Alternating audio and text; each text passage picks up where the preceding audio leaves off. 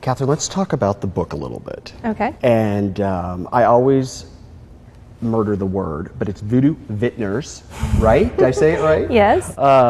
And voodoo, that's like, you think, interesting. Where did voodoo come from? Because it does have some, the biodynamic aspect of winemaking is I guess, in some senses, sort of voodoo. Is that kind of where it came from? Yeah, I have to say that was my working title, and I wasn't planning on using it. But the editors loved it, and it really did start to fit. I don't want to offend anyone who is right. Haitian and actually practices voodoo as it's practiced in Haiti. I mean, that's a valid religion, and I hope that no one takes offense.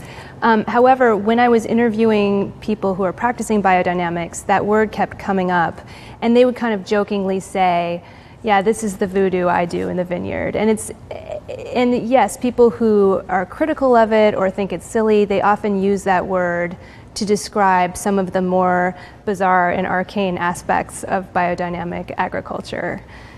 Which some of those things are what? Well, so this is a style of agriculture that draws from centuries, if not millennia, of tradition. So it's a very old-fashioned, traditional way of farming. And so the way they prepare some of the things that they add to their compost pile or they spray on their plants would seem to us to be sort of voodoo, for lack of a better word. Yeah. So they will do things like stuff a cow horn with something and bury it for 6 months, and then dig it up, take the contents of the cow horn, mix it in a barrel, and spray it on their plants.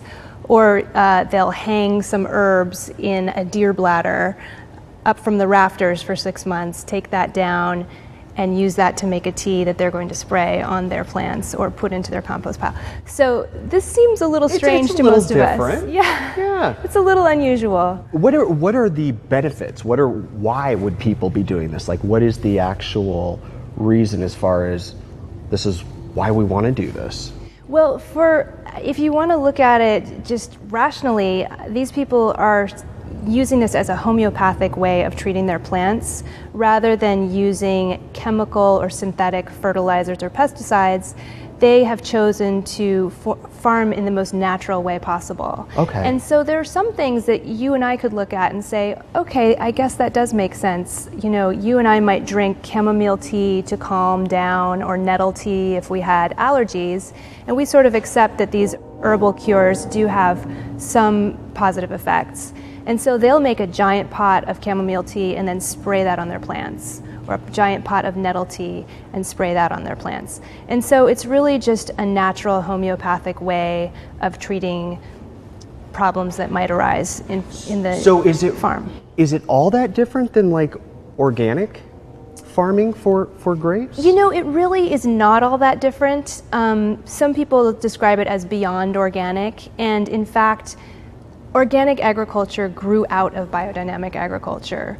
They're very similar practices. Biodynamic just has the added component of these kind of unusual, old-fashioned practices that are part of it, and also there's kind of a spiritual component as well that, you know, many people find to be sort of strange. Yeah. Well, you know, everybody's got different things. What was it that drew you to this, and what made you want to? Because I'm assuming, I mean, you obviously wrote a book about it, so you must know a lot about it. Where did that knowledge come from, and where was the drive to retain it and learn it? You know, biodynamic agriculture is really, really hot in wine right now. And so anyone who's a real wine geek knows about it and is curious about it and is asking questions about it. But when I sat down to write this book, there really weren't any books on the subject, especially for just the average wine lover. There were some really technical books and some very esoteric books, but nothing that you or I, if we just wanted to drink a glass of biodynamic wine and find out what was the story behind it, there just wasn't a book out there to help those people out and get them that information. So that's why I decided to write the book, because there was a real need. Okay. Not only in Oregon, but throughout the United States and even the world. Yeah, and it probably is something that you're facing in your day-to-day work as at the Oregonian, Absolutely. people wanting information about this and wanting to talk about it with you. So have you kind of become an expert of sorts in this field? Well, I don't want to be pigeonholed as the biodynamic girl, but you know, there are so many different sustainability certifications nowadays with your food as well as with your wine, and it is really confusing to consumers, and I do hear this from my readers. I mean, wine bottles in Oregon can be labeled as live certified, salmon safe, they can be Oregon certified sustainable wine, they can be organic, biodynamic, and there are even a couple more.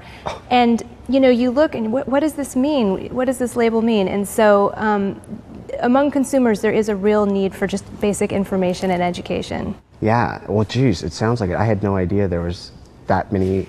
Are they classifications? Is that what they're considered? They're just different certification agencies. Certifications. And you can just, you know, choose whichever one kind of fits your philosophy and the way you feel like you can best farm your vineyard.